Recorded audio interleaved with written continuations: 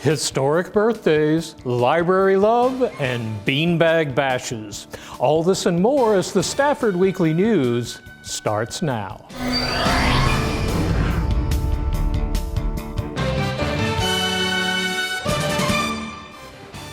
Welcome to the community edition of the Best of Stafford Weekly News. I'm Randall Williams. Do you know how Fort Bend County got its name? Well, they had a major birthday celebration back on September 16th, explaining exactly that and more. This is the Historical Commission's celebration of the 200th anniversary of the building of a little log cabin just north of us that became the startings of our Fort Bend County, gave it the county its name. The big draw today is a series of bus tours that are going throughout Fort Bend County to museums and historic sites. There'll be a bunch of history given by guides on each bus. Should be a fun day. And there's a lot of activities here at Lamar Homestead Park. We've got activities for families and everyone. We've got the Celtaire String Band here playing music. Okay, it gets really strange now. Ready? Up, down. Now I'm going to teach you the 1800s boogie down. Okay, ready? Ready? Skip. That's it. That's all she wrote. This is scandalous, I tell you. You've got Off the Vine Bistro with food and drinks. The Fort Bend County Clerk is here with talking about some of the holdings that they have in their wonderful collection. The County Clerk's Office has loaned to the Fort Bend Museum some historical documents from our office. And so we've got some pictures of some of the documents that are at the museum. One of the things that we have on display over there is Albert George and Mamie George's marriage license. There's lots of cool stuff over there. And the exhibit will be on display through October 14th. So if you can't stop by and look at it today, then you've got lots of time to enjoy it. They're online for you to view all the way back to 1821. So you don't even have to come into the office, although you can come in the office, and we have certainly computers there for you to use, but sit in your own home and go through some really fabulous historical documents. It's fortbendcountytx.gov, and then you would click up at the top of the website, I want to search records, and you'll be there. All right. And you're looking for the official public records is what you're looking for. Because there's also court records, of course, and other type records. But official public records, and that's where you find these documents. And we even have the Fort Bend Archaeological Society doing an active archaeological dig here on the site, looking for the bounds of Mirbeau Lamar's house. They haven't quite found it yet, but they're still looking. Well, the tours will be online on our website. The Sugarland tour for today already is, so you can go to the Fort Bend County Historical Commission website and find that tour and all that information and do it yourself if you like. Eventually, hopefully, in the next couple of weeks, maybe the other two routes, the one that goes through Richmond and up through into Fulshire, and then the one that goes out west to Kendleton and Needville and Black Cowboy Museum first, and then George Ranch. Those will be up on the website as well. You can get all that way. Fort Bend County Historical Commission meets quarterly. Our next meeting is in November. They're open to the public, so you're welcome to join us and be a part of what we do, preserving the wonderful history of Fort Bend County.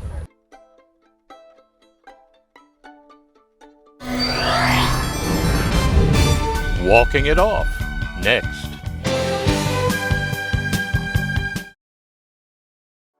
In Stafford, diversity is not just a number, it's who we are.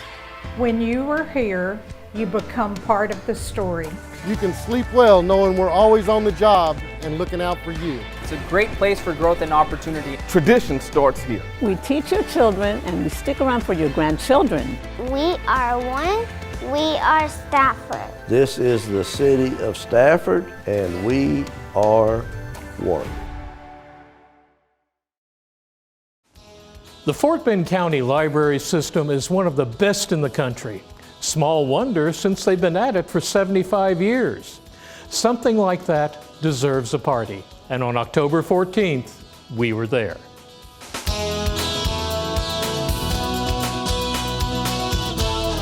If you drove past the George Memorial Library on Saturday, October the 8th, you might have noticed some hoopla going on, and it was for a very good reason.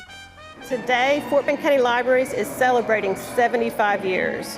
In 1947, 12 women took it in their mind to start a library system for the county. And they went before Commissioner's Court and they got it approved, and from these 12 women in one location, we've grown to 12 locations all around the county. We have millions of people visiting us every year. I don't know if you realize Fort Bend County has one of the best library systems in the state. As a matter of fact, many counties don't even have a library system. And I appreciate that vision of that 12 women. They got together and also came to Commissioner's Court at the time and requested it is important to have a library, and now we have numerous, and at the moment. Today we're celebrating our 75th anniversary, and we have all kinds of activities going on. We have free face painting for the kids, we have ongoing story time.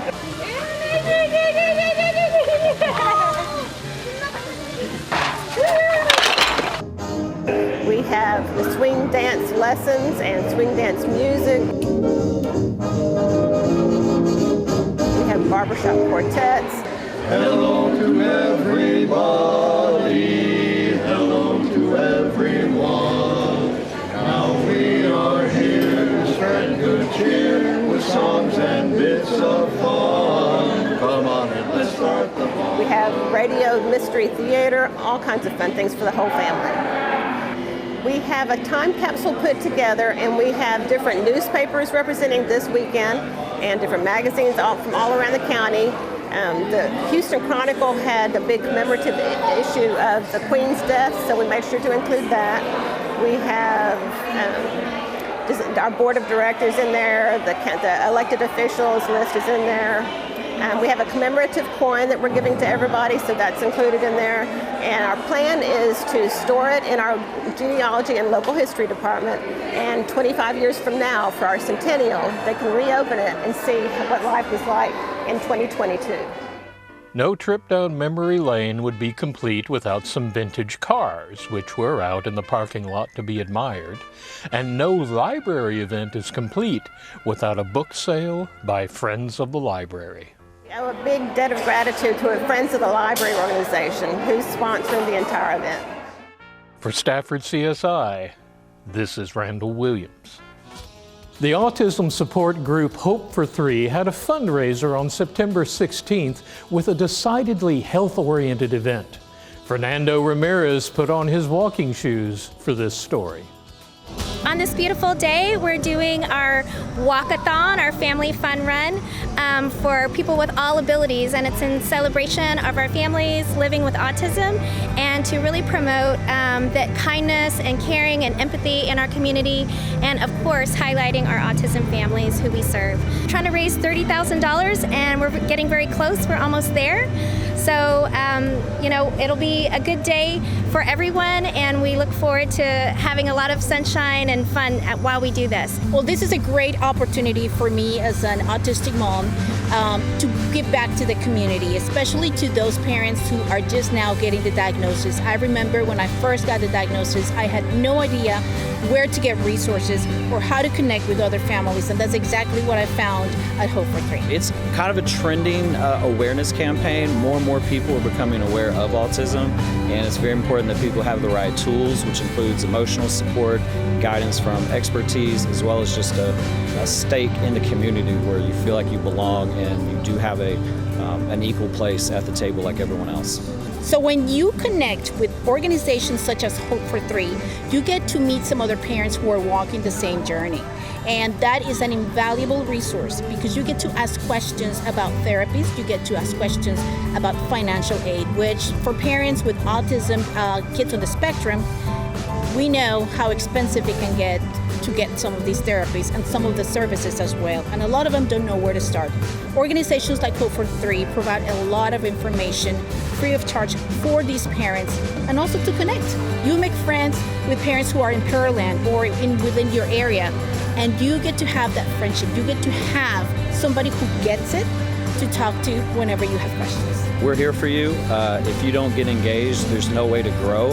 And even if you're not related to someone with autism, you probably know someone with autism, whether they know it or not, or you know it or not. I happen to have a few friends that are adult autistic people, and it's really been a cool journey, honestly, connecting the dots between different age groups and relationship styles. I've seen really just, the beautiful world that's out there and the things that you can grow from, and gaining a better understanding of just humanity and what people are going through.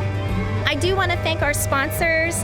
I appreciate Primeway Federal Credit Union coming out, OcuSoft, HEB helped us as well, the Daniel Project, and many, many others. So thank you to our wonderful community who show up for us every day. We love you and appreciate you. We really hope people come away knowing that they are part of a greater community that loves them and cares about them. And we want people to understand that people living with autism are no different than you or I. They might have different skills and abilities. They may have different social skills or ways of communicating. A lot of people may be nonverbal. It's just taking that moment to understand our differences, but also our sameness, and to connect as a community.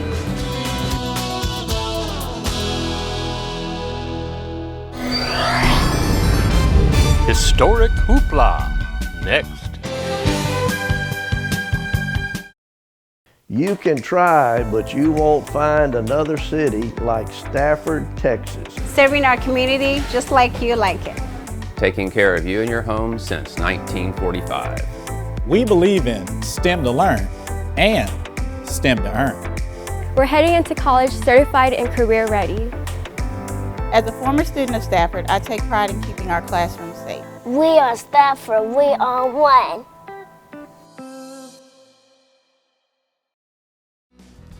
Cornhole is a beanbag throwing game that actually has a fair degree of nuance. Speaking of nuance, Fernando Ramirez wondered what cornhole had to do with the Rosenberg Railroad Museum. On November 4th, we found out.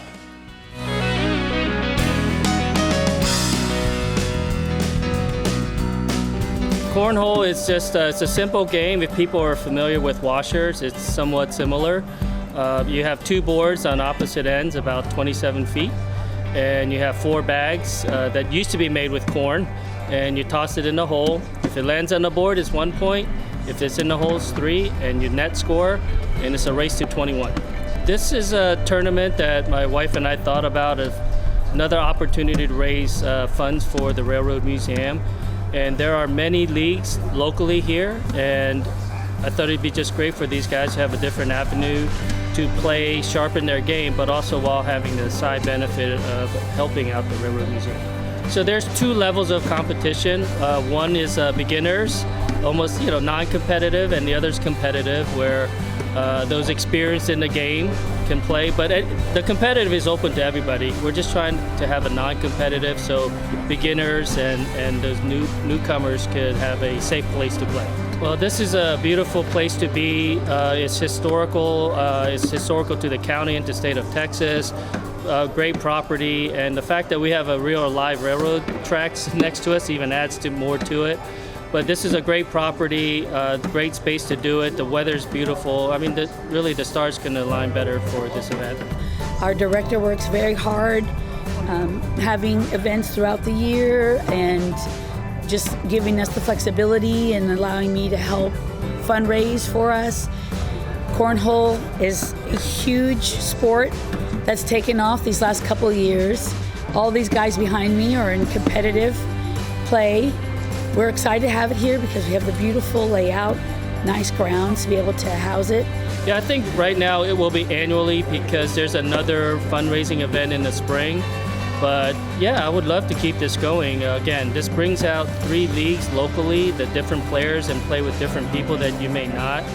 Everybody tends to have their preferred league and you just play in that league. But this way it brings people from 3 different leagues and compete against each other. And this game is really about camaraderie and friendships and connecting with others in the sport. There's a lot of history here with the farming, the rice, and to get historically and how important the railroad system was to get that into the market.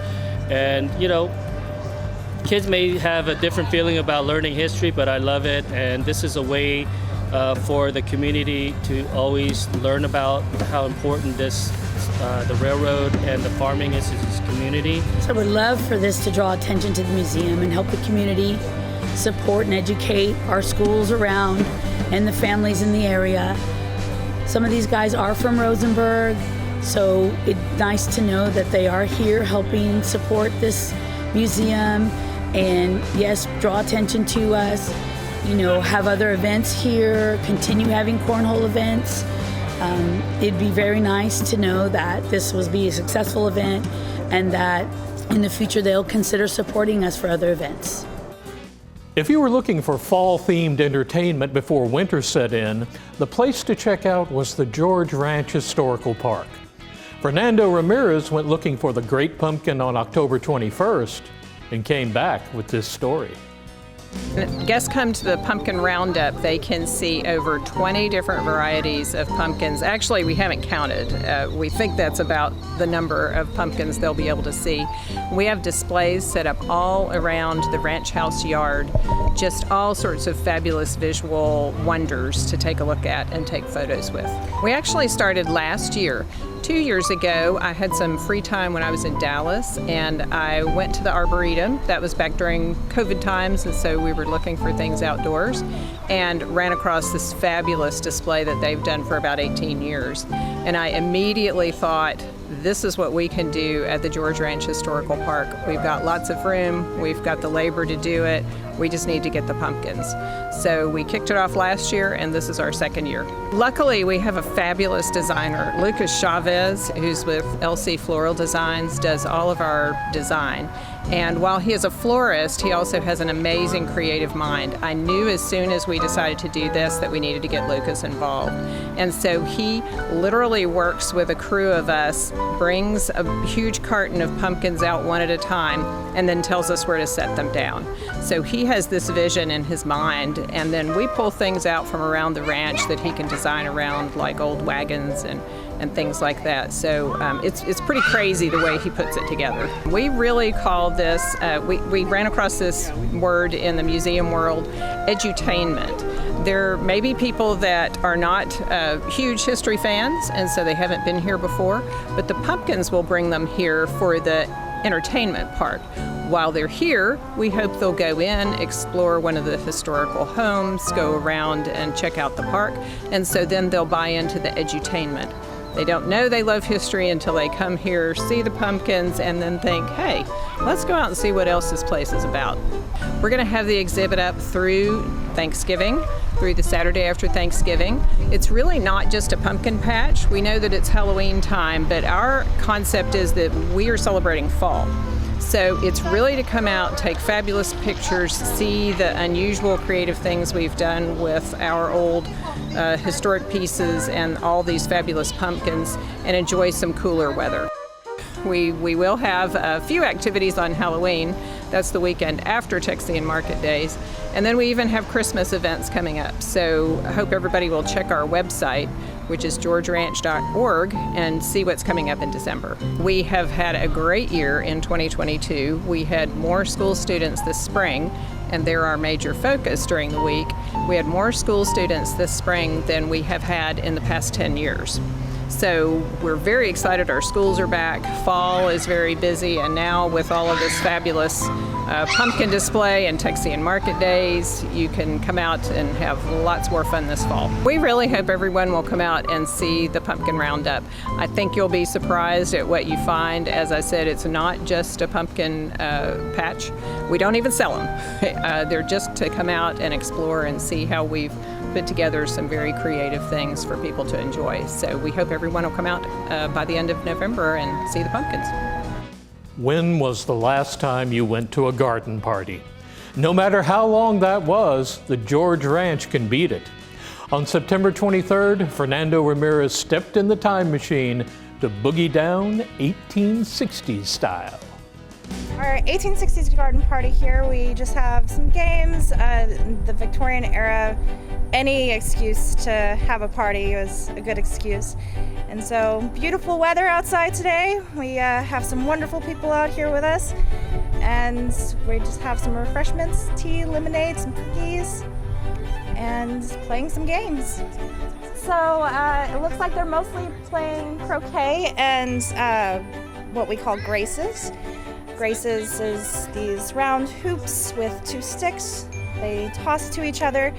It was considered more of a girls' game because it was to show how graceful they were while still having some fun.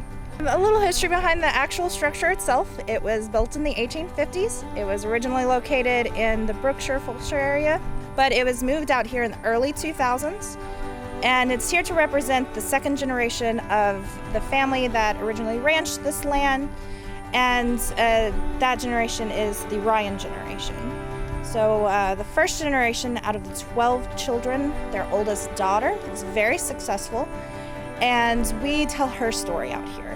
At 16, she inherits over 8,000 acres of land from a godfather. Then, when she marries her husband, they sign a prenuptial agreement first. And they make most of their money in the cattle industry. So the little cows that we have out here in the pastures, they're very cheap here in Texas. So the height of the cattle drive era, they would move them up north and could potentially make up to $80,000 for a good-sized average herd. And we tell that story at the house here. I think it's really important to understand history, and not just the major events that we learn in school, but how everyday people lived and how it really closely relates to how we still live today in our own lives. We have a very strong core of teen volunteers. We call them the Grits, the George Ranch Interpretive Teens. And I absolutely love working with those kids. They are very dedicated. They spend the hottest part of the year coming out here almost every day, helping us tell our story and show how people lived during that time period. And it's great because they are still kids and they do exactly what a child would do during that time period. Appreciation for what our ancestors had and what they worked towards to give us, how the world has changed, and hopefully an appreciation for some of the little modern conveniences like air conditioning that we have now today. I just have to say that I am so grateful for all the volunteers that we have. Again, we could not do this without our volunteers. And then I hope everyone has a chance to come out, live a little bit of history.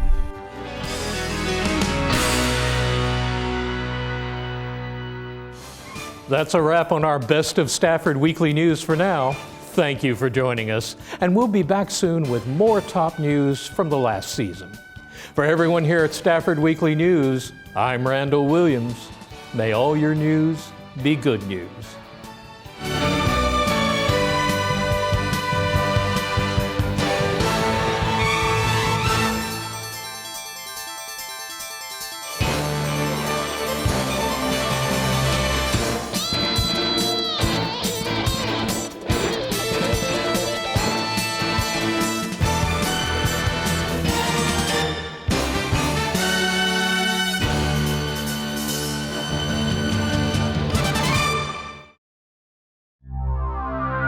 This program was produced on the Stafford campus of Houston Community College.